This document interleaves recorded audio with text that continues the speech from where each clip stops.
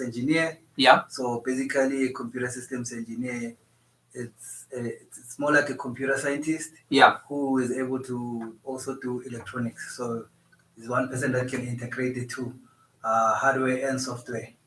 But then at the moment, I'm currently an R&D researcher. So I research and develop at the CSIR, specifically in the area of cybersecurity. So that's where my specialty is at the moment. And that's why I'm applying all my background in the area. So we do a lot of research. And also, just to give a warning based on the research that we conduct, so we give a feedback to our audience or our citizens and say, this is what we've been picking up. Like at the moment now, during this pandemic and all this lockdown, our kids are now studying online. Yeah. Even some students at the universities are now engaging online.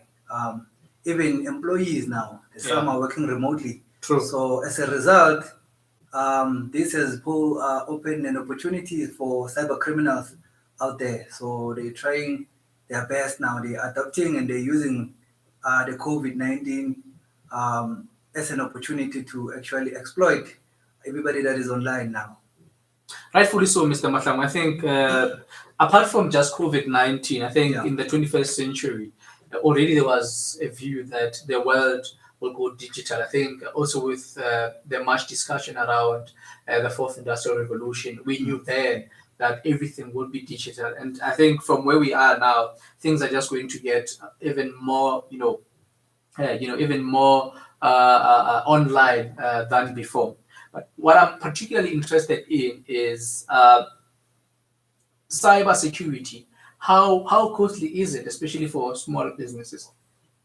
So cybersecurity, I would say, just in general, it's a concern for everybody. It affects everybody, whether you're in business, whether you have money or you don't have money.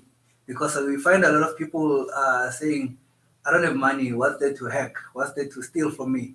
But now the damage, it's still big because these cyber criminals are smart. What they're after is two things: your information and your money. So if you don't have money, they'll get information. And then for a person like me who's not a billionaire, there's not much to steal in my money that I'm working for. Yeah. And then as a result, they could directly use me to attack my organization. So, and who are these people? In most cases, when you guys pick up the normally what kind of criminals are these? Because I've heard, I think it's quite prominent, especially in the UK, where you find it say that a specific person has hacked the bank or has hacked the systems, and so now the common reasons or motives of this crime. In your research, what was the result? Who are these people, and what is the common motive? All right. Firstly, it's a diverse types of people, but the intention now, as time goes, it has changed. It has changed from, in the beginning, it was more about reputation. All right. So it will be IT gurus or some kid in the house who's learning how to hack around and play around, and then because of with ICT and IT, there's a lot of communities involved. All right. So these hackers, they sort of form a community, and then for me to get a reputation as a hacker, I need to break into one of the well-known organizations, and then as a result, I will be respected amongst my peers or my co-hackers. But now the motives have changed because people realize that they can actually make a lot of money than before. So now it's easy to make money, especially with these new viruses, or we call them ransomware, but specifically these new ones are called ransomware, but they are malwares. So to be specific, ransomware.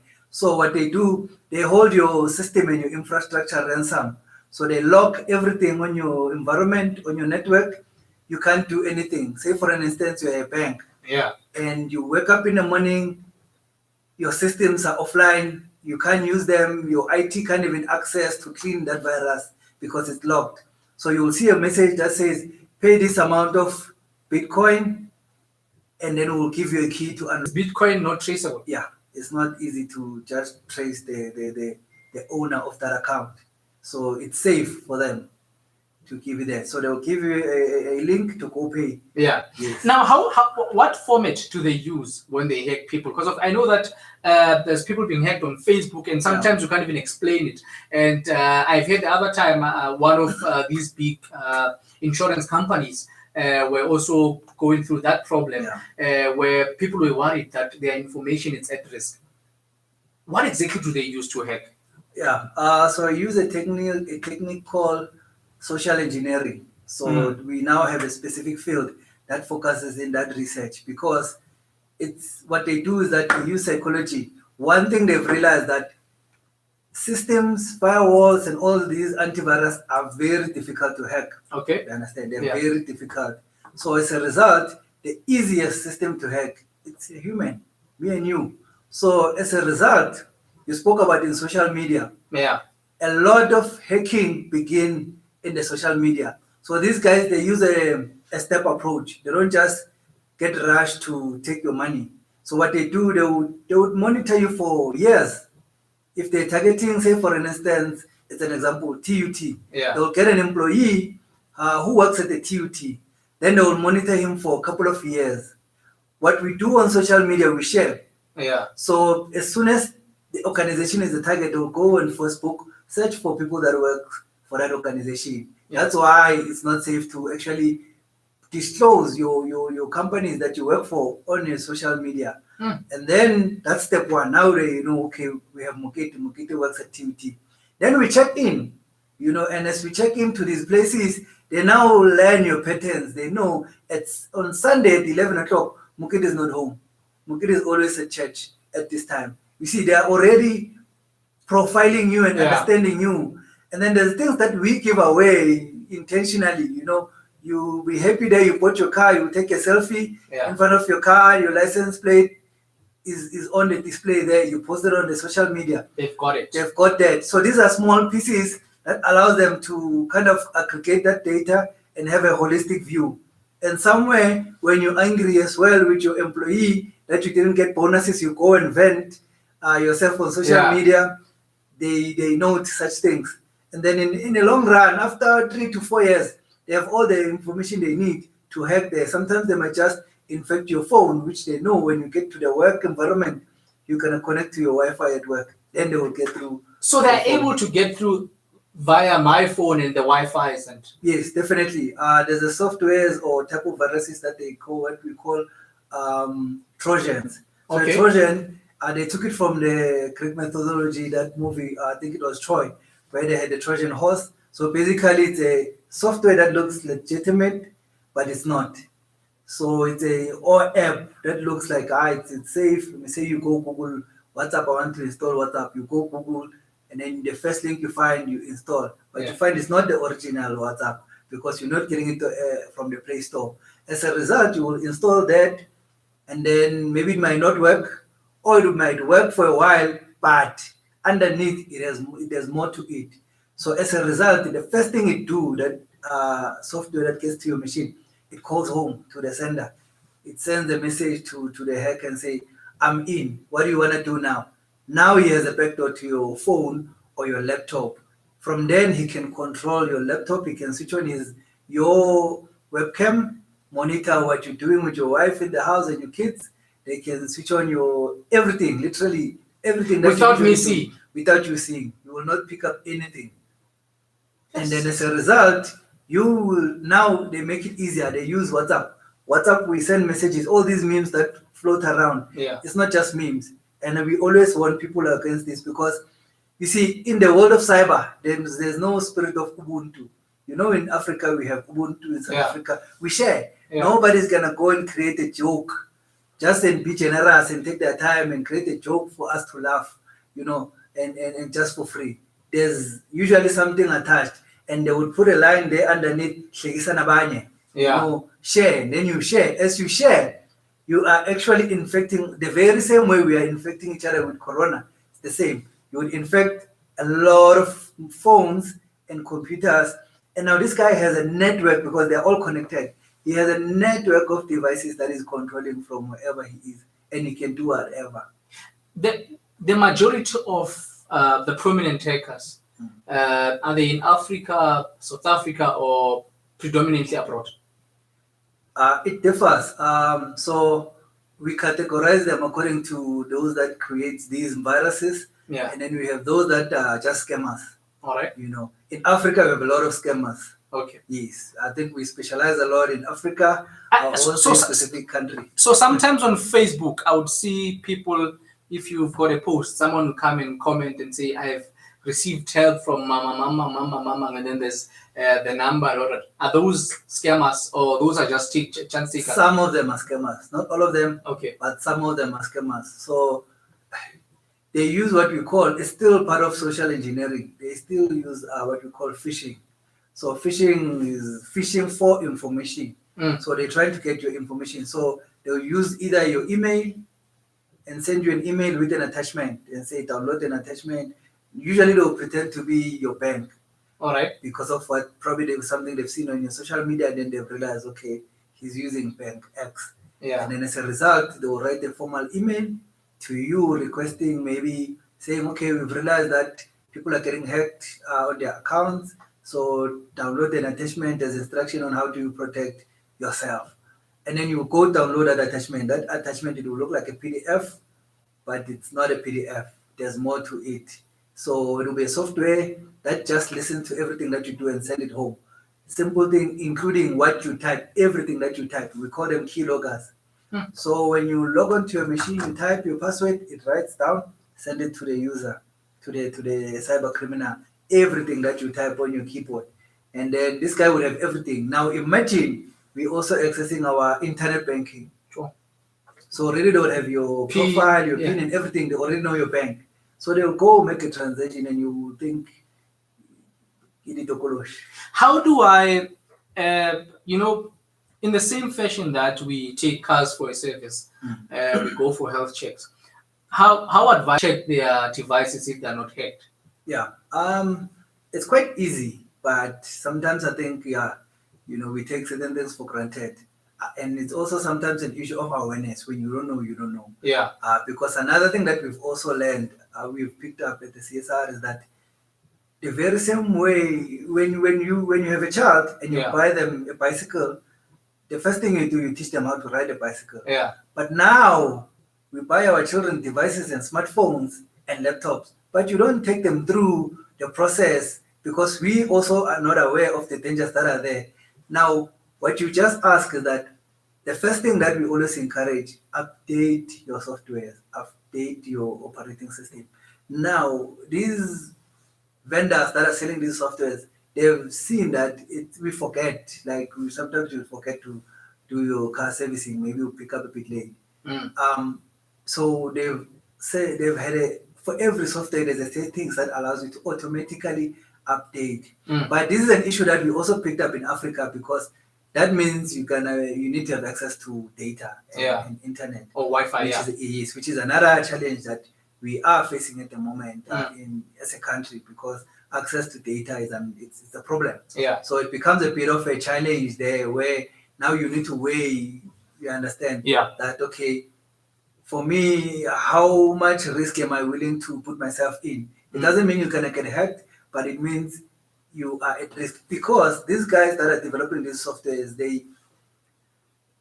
they are more reactive. So they will build a software, release it, and then while you are using it, they would pick up, they will continue working on it, like, oh, we picked up actually here, there's an issue. Then they would patch those issues, send an update. That's why you need to constantly download your updates, because sometimes it's security gaps that they might have missed when they were developing. Now, as a result, these cyber criminals, they listen to this update release. What they do, they listen, okay, there's an update for Windows 7. Yeah. Okay, that means Windows 7, there was a vulnerability. It's vulnerable somewhere. Yeah. Because Microsoft is trying to patch that. They will go check what exactly vulnerability is there and exploit it. Now they will look for those that didn't update. Oh. You understand? So if you don't update, then it's a problem. You're an opportunity for them. Exactly. You're just waiting for disaster. Now let's take and I asked you about this earlier on for small business, but maybe even for me personally as a person. how much will it cost me outside the the software updates? How much will it cost me to secure myself, and furthermore, to constantly provide security for my phone? Yeah. Maybe 3 months in every 3 months and the like. Yeah. So it won't cost you much. Yeah. I think first thing first, your update comes free. Yeah. Because you are already an owner of that software, so you will not pay anything. Maybe data for that, depending how big the update is. And then always have an antivirus. All right. Don't get the free ones. Yeah. Because if it's free, they're trying to get you to buy a premium package. Yeah. So as a result, they will prove it to you that you can get viruses if you don't have a premium package. So get something, buy it if you can, and then have one. Then it's fine. That's all you need. Then passwords. Don't take passwords for granted. Don't use those for social phone for your phone. Yeah. Don't use those patterns. Those are easy. My little sister can crack that one just looking at this. They can see. How so? You can see a line when you do this to your phone because of our fingers are oily. Okay, I hear you. So all they need is to know where to go. So I've seen it crack many times. So imagine for a skilled cyber criminal. So use numbers that are mixed with characters. And then special characters. So if you have text that is mixed with characters and numbers. In numbers, Then you are fine. Don't use your date of birth, please, because on social media we know your date of birth. People put their real information. You see what I'm talking about? Yeah, I hear you. These are first thing that we try when we create your password. We're gonna check, okay, okay, we check who are you connected to.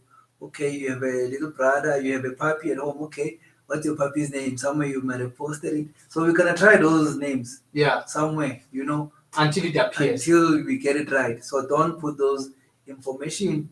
And then if an organization, or whether small or big, I would say invest in cyber security awareness training to your staff. You can have all the system in place and all the powerful antiviruses.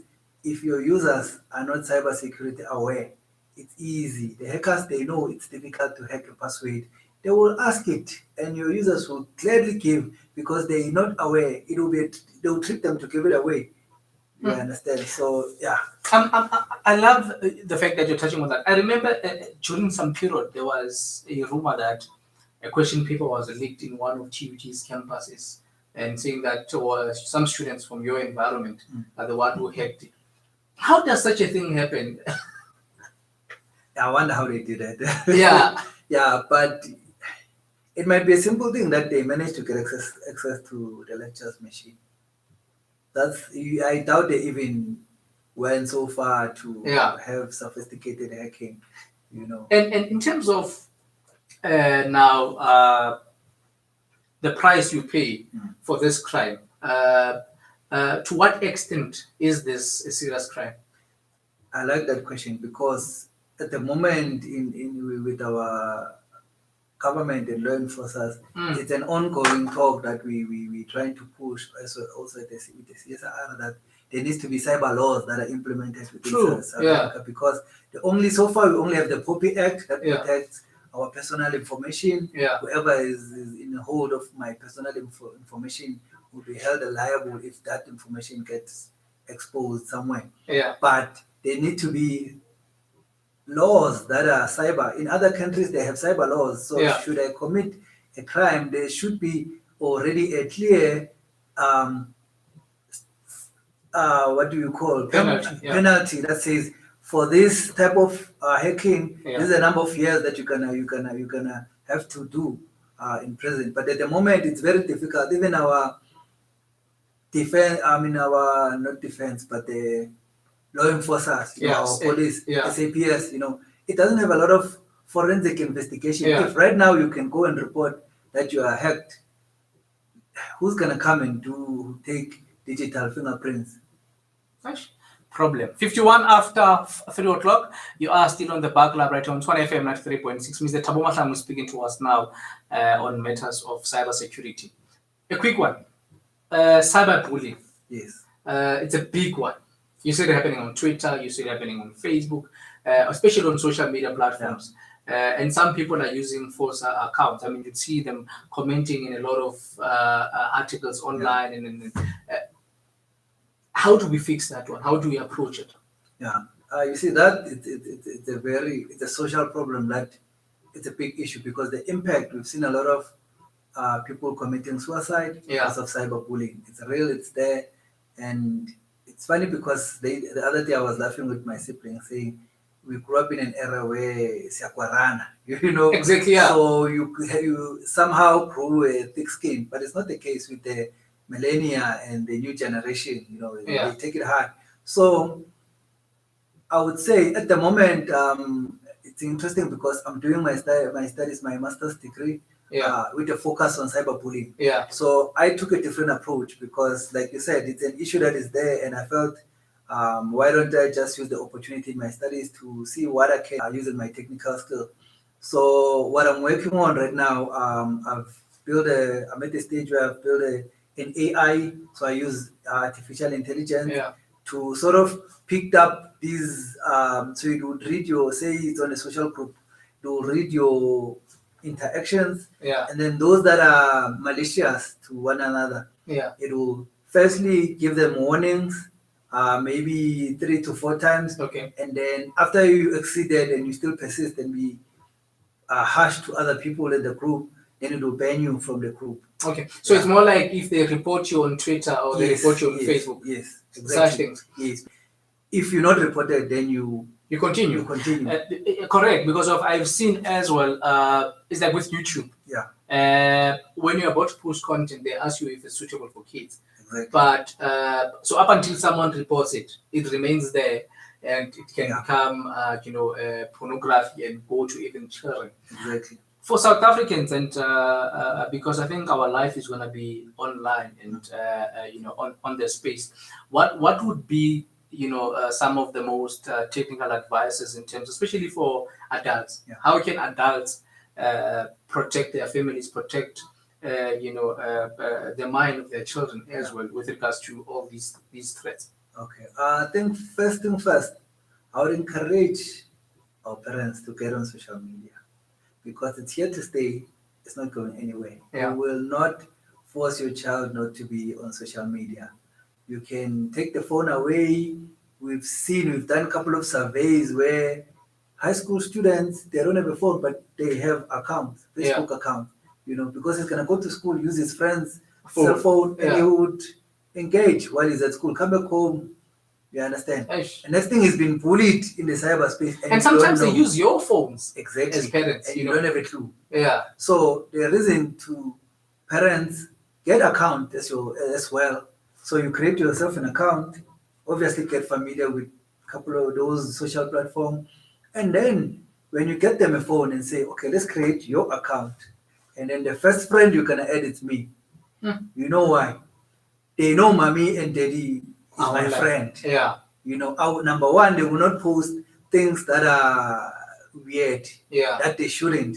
You understand? And you will also pick it up quick when somebody is bullying them, because usually they'll bully them on the public, on the wall, so that to shame them to everybody. So it's unlikely somebody will bully you privately and DM you.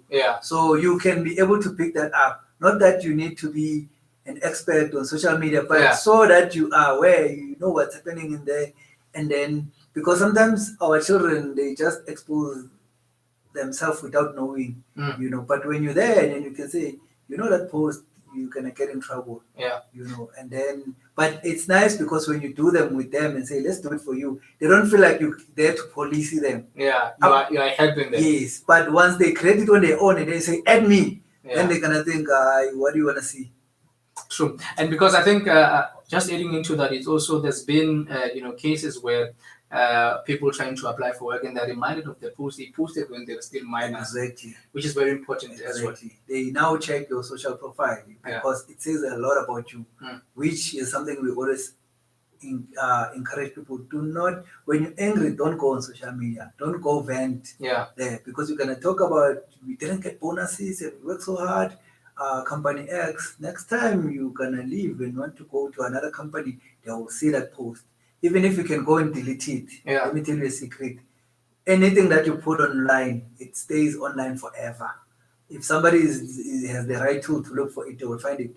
The No. same thing with what you have on your computer. You can say I've deleted the file. I promise you, I can go there or retrieve it again. Even if you clean your recycling bin, there's a computer. There's nothing. You won't find any proof. We will find everything that you did and stored on that machine. Interesting. Yeah, maybe you must help me. The external hard drives are on, but very important. And this is just in closing, Thabo, because of time. There's a still on cyberbullying. Yeah. There's extortion that was happening. That would be happening where people would, start blackmailing and say, I saw a conversation with Thabo. I'm going to show your husband. Or I mean, there's been videos where I remember there's one health professional from Limpopo who was having, I think, some, sexual relations videos on social media. Only to find that the person was recording and wanted to use that. So I want to understand that part of crime. Is it something that is punishable within the context of the theory that you are bringing of cyberbullying? Yeah. So cyberbullying is a crime. Yeah. Period. Irrespective whether it's extortion, and I am glad because you brought it up, because now that the Poppy Act, which took forever to be signed, that guy can get arrested if the lady would go and press charges right now based on the Poppy Act. Including if I create an account with the name Thabo Mahlangu and ask money from your friends. Yes, so we call that identity theft. Yeah. So if you go right now and go to Twitter and search Julius Malema, you're gonna find many accounts. Yeah. Only because people go get a couple of pictures and use that as a profile picture and pretend to be him, and then they will post things that we will come back and say he said that. Yeah. And it's sad because most victims of cyberbullying and those extortion is our people that have influence. Yeah. Our government. I thought Dr. Blazing Zimande was actually posting some today saying that there's people using fake accounts. Exactly. And like Dr. Thabani Magubane as well, I saw him raising something around that. Yes, so they are really victims. I mean, I was laughing but also concerned when a simple thing after our president gave a address to our nation and he struggled with putting his mask. 5 minutes was enough to have memes flying around, which is memes our number one something that how can I put it? Our number one contributors to cyberbullying, because now we can put a picture, right? Couple of captions, and then we push it and we share those things. True. Now, cyber law says if you are in a group and you are an admin of that group, should there be anybody who's cyberbullied there, even if it's not you who does the bullying, you will be held accountable. Yes. So everybody needs to watch out for that, because they need to be very careful now. And should you have a meme and then you share it, you can have it and say, oh, and laugh and maybe delete it. It's fine, you just received it. But once you share, you are contributing to the bullying of the person. You will also be charged as well. You will also face charges. It's 4 o'clock on top of the hour. Mr. Thabani Magubane, the author, is going to come through just in the short bit. This is where we wrap it with Mr. Mahlangu. I'm hoping that he's going to join us for the GBV conversation. We're going to speak to him about that. But Mr. Mahlangu, your closing argument with regards to this specific discussion? It's simple, guys. Let's be savvy on what we post online. It's a social environment. Don't accept friend requests from people that you don't know. You don't need to be friends with them. Why would you connect with them? Because sometimes you don't know who's who and why they're there in your account. So it's easier when you know, okay, I have at least 5 friends. There might not be a lot, because I think people confuse that with being popular. Yeah. They want to have 1,000 friends, then it means I have influence. Yeah. But as a result, you will have 1,000 friends, but literally real friends are 4. And as a result, some of them, they are there just to spy on you and to go to somebody else. There's no need. If he's your partner, he will see live stuff than recorded stuff. So don't do that. So social media, be very careful. What you put there, it stays there forever and ever. Interesting. It's 2 minutes after 4 o'clock. And this is still the Buckle Up. On this one, it's Mafizolo featuring Uhuru. The title of the song is Corner. It is still the hashtag Throwback Tuesday, right here on the Buckle Up. It's Career Tuesdays as well, where we're looking at everything in the workspace. And that is Mr. Thabo Mahlangu speaking to us about cyber security. And this is where we leave it.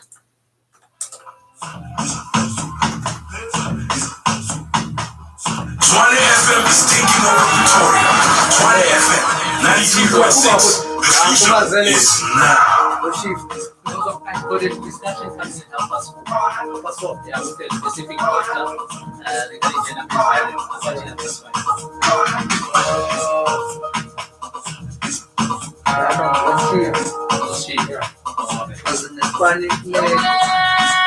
tonight we'll submit the channel. I'm a review. I'm not giving a complete yeah, so yeah. But next time I'm going to but thank you so much. But there's a lot, yeah? But he must have some the opposite related because they have social media marketing for business. Yeah, because of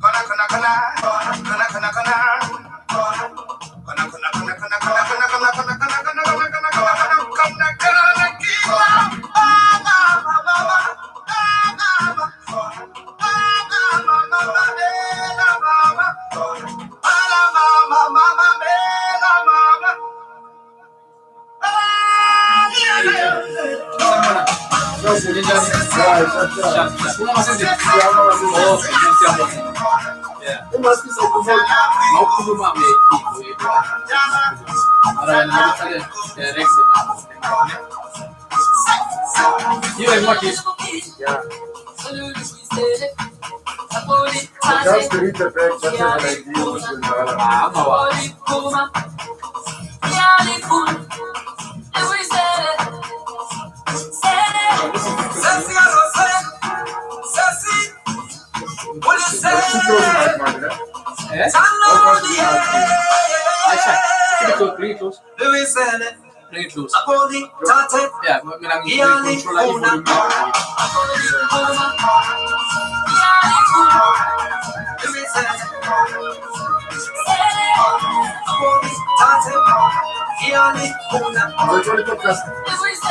It's already on YouTube, so you can download it anytime.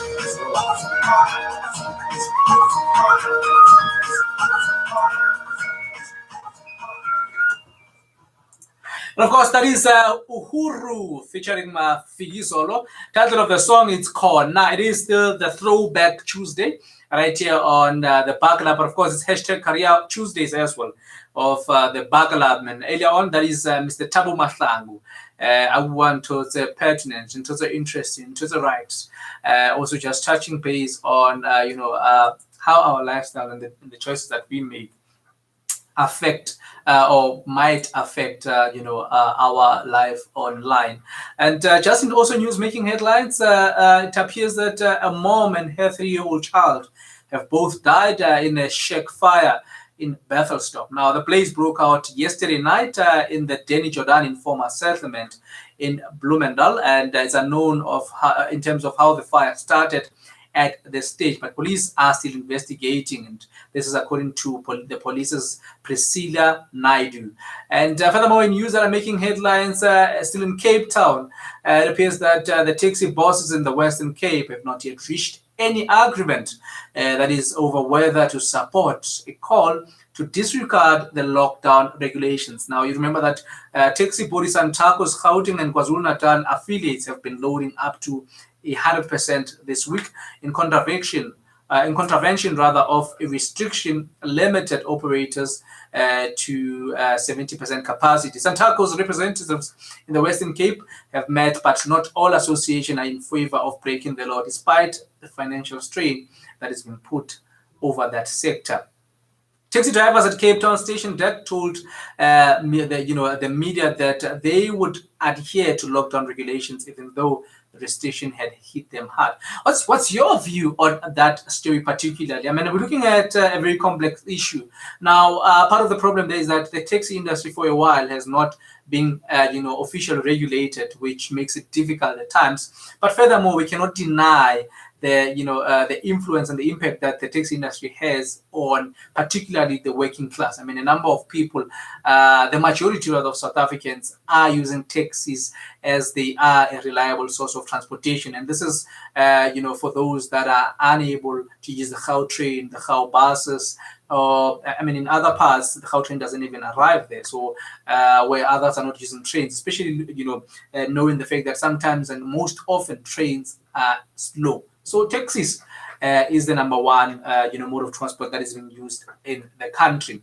If you want to weigh in on that story, 0123824884. Otherwise, we're coming through to you live on Facebook. It's Tshwane Space FM Space 93.6. Do check Mokete Radebe as well on YouTube, even on Facebook. On the Student Shop, Tshwane FM. This is the Buckle Up, and thank you so much for joining us on this lovely Tuesday afternoon. The Carpenter's Son's author, Thabani Magubane, is with us in the studio. I just had a brief read of, the background of this book, and it said that the Carpenter's Son is a story about Kolagule, a young black businessman who is at war with himself. What I like about this book, it leads to our next discussion, gender-based violence. Coming from a poor background, he's faced with difficult circumstances that force him to find a way to survive. Now, from a young age, he learns how to make something out of nothing and does well to sustain a living. This has led to men, and not just young men, but men in particular in the country, to find life quite difficult with no one to fall to when things get hard. 10 minutes after 4 o'clock. This is the Buckle Up. Mr. Thabani Magubane is joining us today. I've known this man in the sports fraternity as a sports organizer, and today he has authored a book. Who would have thought? How are you, sir? I'm good, thanks. And how are you, Mr. Katjene? I'm great, man. I think just to compliment the fact that I'm correct, Katabaza Sports, you're even wearing a Chicago Bulls cap.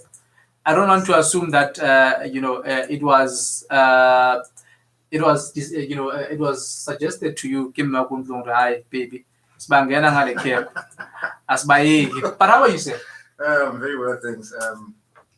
Thank you so much for making time to really come and talk to us. We're inspired, I think, by your book. I mean, just touching it tells you that it's a new dawn, things are different, but quite interesting as well. And I must admit, writing a book is not the simplest of things. It's quite difficult. I think it's quite interesting that you've authored a book. Take us through the background. What prompted you to write this book?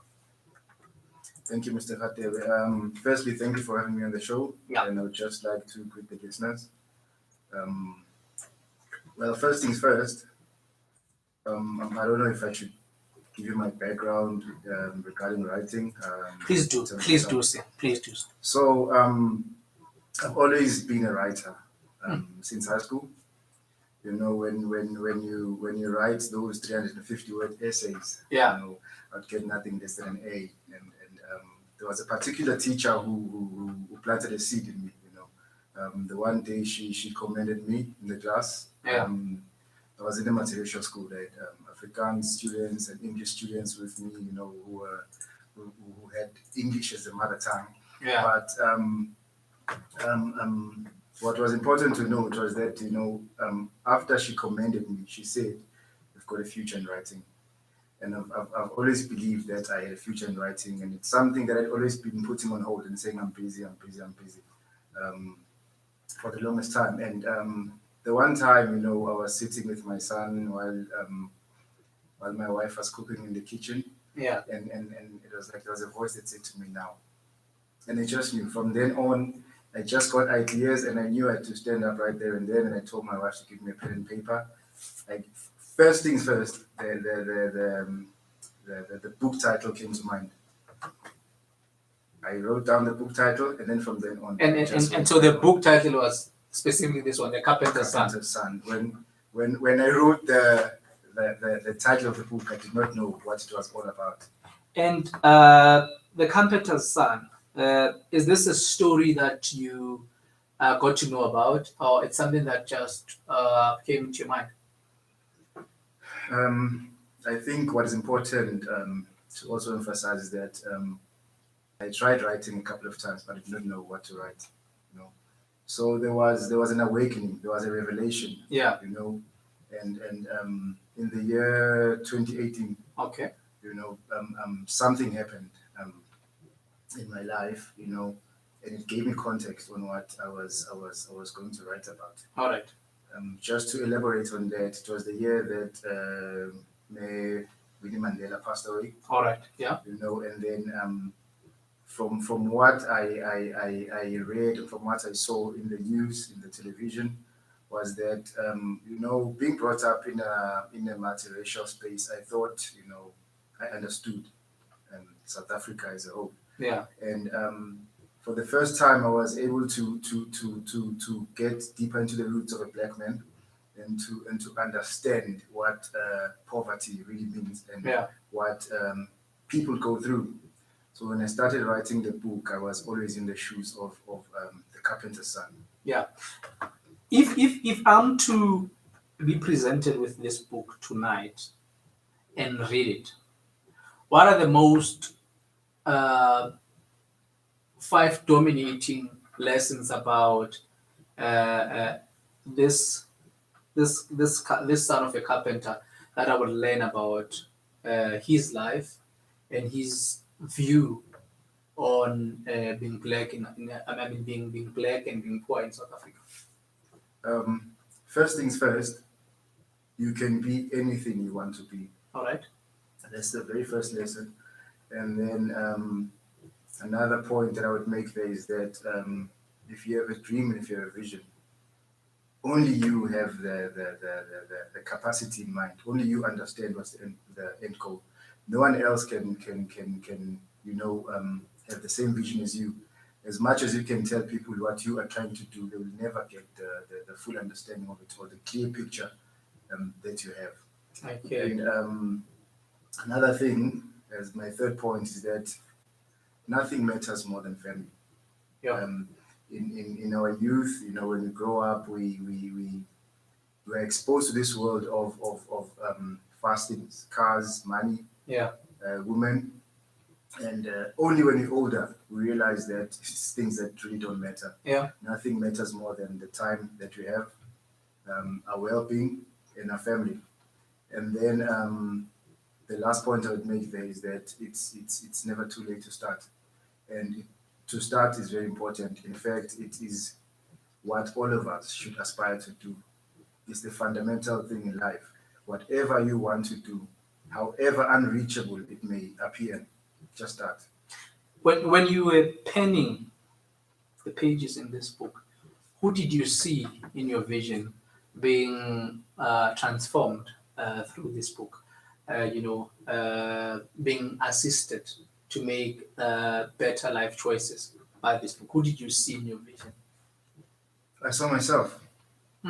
as I said to you, So you're the first target market. it was a lesson to me before I penned it down. I hear you. As I say to you, we've never been into the shoes of a poor man. Yeah. As much as we can say that we are donating to the poor, we are helping the poor, but we don't really understand, the things that poor people go through. Yeah. And unfortunately, when we say poor people, we automatically, have a picture of a black man in mind. Yeah. And that is because of our background and the history of where we come from. So I'm hoping that this book is also going to sensitize, even other races like white people to a clear understanding of the things that black people go through. And what is also important in this story is that a lot of the things, 90% of the things that I wrote there, I never experienced. But I was able to, go and just cut snippets of things that I've seen in life, things that I've seen happen. It's 18 minutes after 4 o'clock. This is the Bakala right here on Tshwane FM 93.6. Thank you so much for joining us. If you just jumped in, we are with you on Facebook. It is Tshwane Space FM Space 93.6. And on that note, on YouTube, it is Mokete Radebe, and on Twitter, it's @Tshwane FM. It's hashtag the Bakala. And I did mention that I'll be checking some of your comments and everything that is, just jumping in. 0123824884. That is 0123824884. I'm joined by Mr. Thabani Magubane. He is an author, having recently released a book, a lovely book, man, The Carpenter's Son. Thabani, I think over the time I've just observed certain things, and also through reading, I've discovered that poverty comes in various packages, especially in our society. So there's physical poverty that we see, you and I, the lack of food, and then there's covered poverty that comes through, the mind, where people are poor in their reasoning, are poor in their systematic approach to things, are poor in decision making, are poor in, in dialectics, are poor in how, in emotions and how they deal with emotions and the likes. With this book, what type of poverty are you trying to, raise the reader from? Is it physical, or it's, the one in the mind? It touches both. In the beginning, the boy is very poor, and he's raised by his grandfather. He's never known his mother. He's never known his father, and his grandmother passed away when he was very young. So his grandfather is the father figure in his life, and he survives on making cupboards, ironing boards, all the woodwork, the tables, and when he's young, there are days where they go to bed without eating anything because they didn't sell anything. Either because there were similar products that were being sold for cheaper, or there was simply no interest, in people buying the products. I'm excited by what you're saying, and please forgive me. I'll keep on interjecting. Yes. Because you're someone in the sports fighting. I'm reminded of Siyakolis's story, especially about going to bed without eating. I remember he would mention all of that, but please proceed. Okay. Yeah, but nonetheless, he was a very talented young man. Yeah. And his grandfather, who I call his father in the book, was a very he was a man of integrity. Yeah. And he had values and standards that they molded the boy to become very articulate, very punctual, and very disciplined in life. So he ends up he was a good debater. In a very, very poor background. He went to an impoverished school, and but in that particular school, he was the best in debating. Wow! So they took him to a competition in Vryheid, a school in the township called Amakwata. And when he gets there, he becomes the best debater again, and he wins a prize. He wins a ruler. He won a ruler there. And as time went on, Fred High School, they bought him. They gave him a scholarship to come and study there in debate. So there was one time where he didn't have a tie on, and then the teacher punished him during athletics. He said, "You are going to run because you don't have a tie on," because they had a lack of students that were interested in doing athletics. Yeah. As he ran, he was the one without spikes on. He ran barefoot, coming from a poor background, but he won. He won the race, and he just kept on from there on, kept on running, and he ended up getting a scholarship in another school, a sports school now in Bloemfontein. For running now. For running. Mm. Yes. But as the story unfolds, it becomes a very successful man. He ends up very wealthy, and he's also in the space of politics. He's very influential. But what happens in the end is he ends up, losing touch with himself, touch with his family, and that's when now the mental poverty comes in. Yeah. And at everything that he could have dreamt of, started losing things that really mattered to him, and then he ends up not having a clear identity, and he's depressed, and he's now running from pillar to post, trying to find solutions. He goes to church, he goes to traditional healers, he goes here and there, and then there comes a point where he just says, let me sit down, let me be still. I need to find myself. I think I see this man. I can identify with him. I've met him on the streets from time to time, and sometimes I've seen him on TV, Yes. and I've read about him in the newspapers. And today, because my belief is that everything that is here is meant to assist such a man.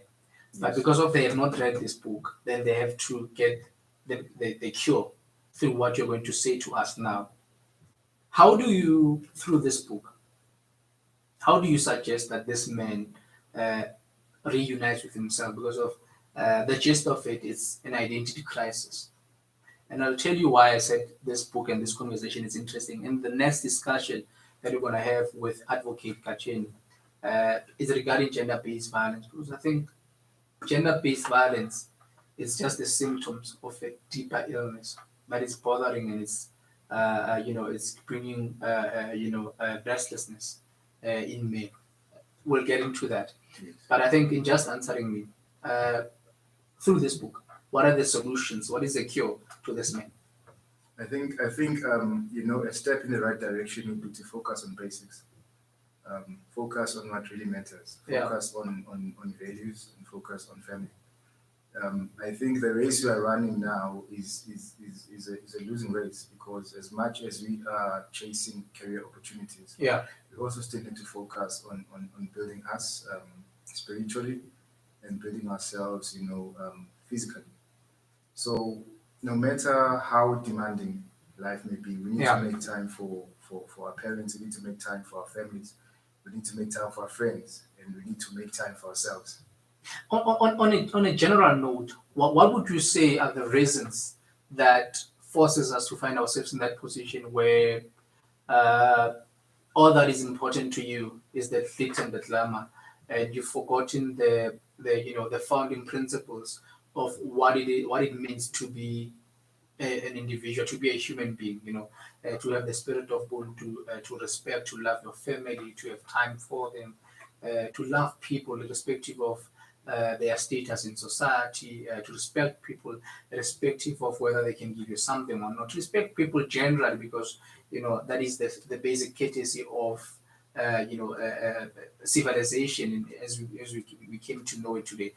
What would you say are the reasons that may put us to be in such an awful position? So in my observation, the things that we lack when we are younger, when we have the ability to do them, or when we have the reach, we tend to overcompensate. I hear you. We go beyond the immediate limit. For instance, if I went to a multiracial school and I had one pair of shoes, which I put on with my school uniform, which I put on with my shorts, which I put on with my tracksuit, I'm going to want to be like, I'm going to want to look like that, that Indian guy who's got the most expensive shoes. Or that black guy who comes from a a wealthy family, Yeah. or that white guy who's got all the money, Yeah. And then those are the things that we focus on. If push comes to shove, we'll steal for it. I'll steal to have a pair of shoes Yeah. that looks the same as, and unfortunately, when you start doing something like that, it is Yeah. rewarding, and it comes from a very, very bad motive. Yeah, but sometimes individuals don't even know that they need to have expensive things up until the voices in society start whispering that actually, if you've only got one pair and others have got 5, then you are poor. If the people listening now are community members, are society, active societal citizens. How would you suggest that we change the narrative in the manner in which we, react to situations? How do you think, as a listener at home, I could do things differently to influence a change in some of the challenges that we're facing today in society? I think as a listener at home, wherever you have power or wherever you have influence, we should try and drive the point that values matter more than anything.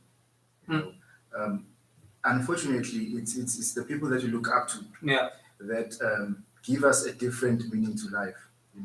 That give us an end goal that is a dead end. After we've been chasing for such things, what is the reward? I mean, if you say a guy's got all the money in the world, you think they've got no problems. They make it appear to be like that. But after chasing until you get there, you find that, this thing is not rewarding. And I've heard from many people who spend their lives, trying to chase money. When they get to that point where we look up to them and say that they're not short of anything, they tell you that inside they're void. There's nothing inside of them. So I think as a listener, wherever we have power to influence, and that is with our kids, with people in our communities, we can spread the message that what matters most is love, is Ubuntu, and it's to find ourselves and to always press on a path that is leading us to not just financial success, but holistic success. Be balanced spiritually, physically, and mentally. Interesting. Before I jump into GBV with Advocate Katjene, a quick one. I'm listening at home. I want this book. How do I get it? How much does it cost? So the book is just recently released. It was released last week due to the COVID-19. The book, as a lot of people know, I posted it, I think in September last year. All right. With the hope that by March I was going to the book launch. But then the COVID-19 came unannounced, and then everything was on hold for 3 months.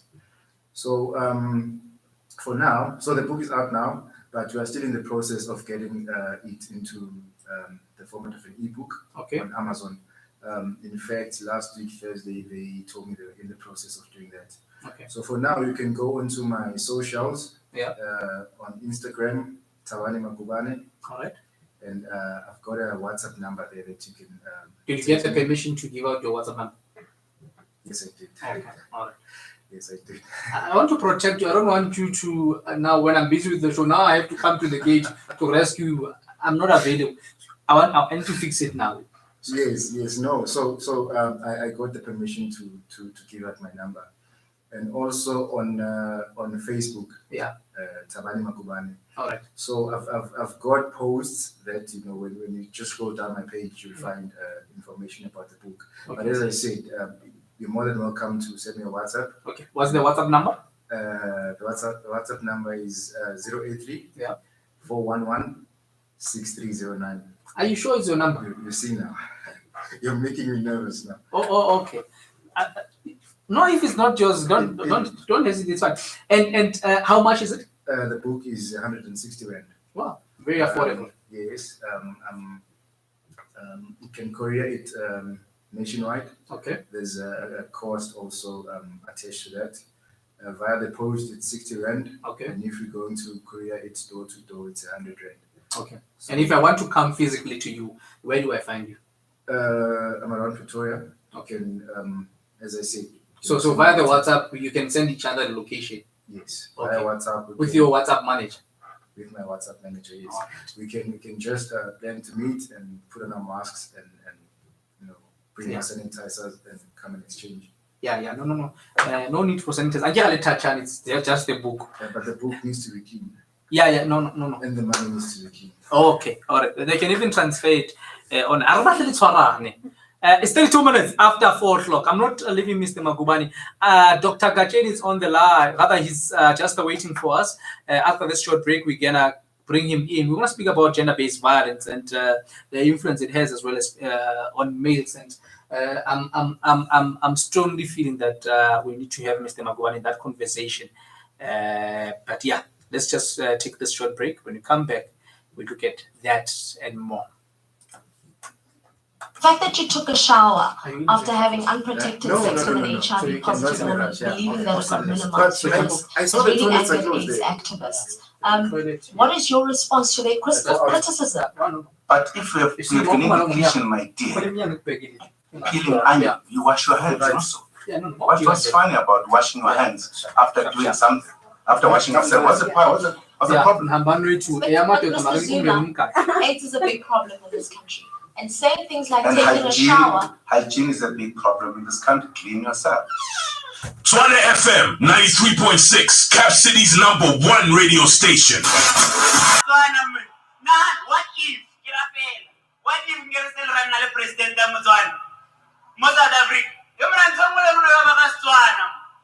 Facebook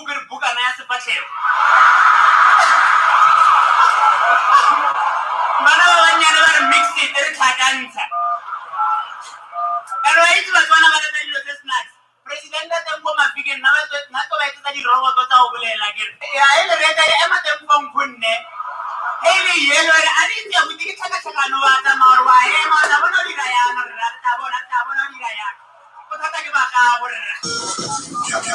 Breakfast on Tshwane FM. Monday to Friday, 6 to 9 a.m. #Rise to the morning.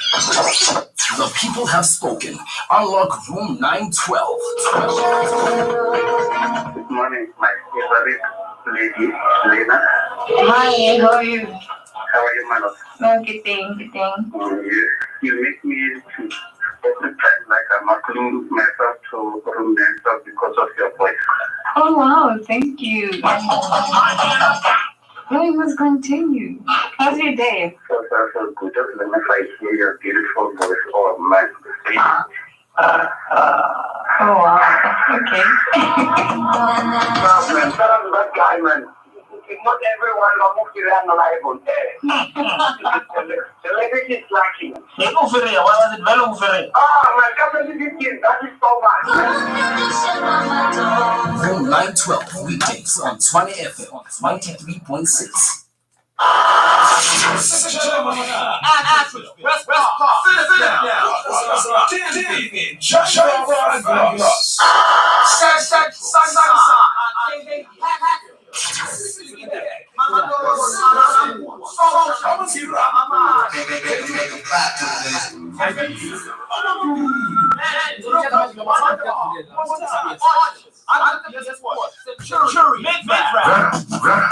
Here he is. Around 93.6.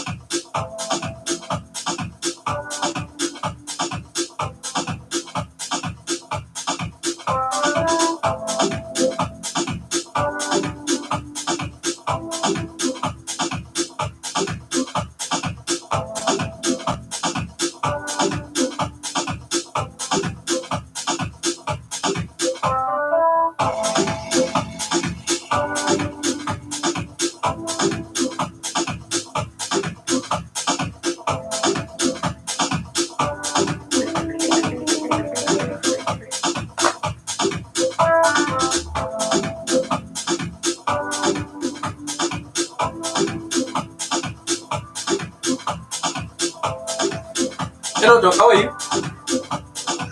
Yes, Doc. How are you?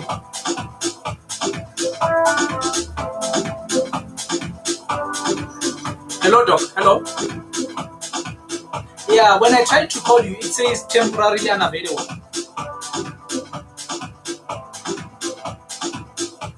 Serious? I don't know. Maybe it's the network this side. Let me just try to to just restart it and see.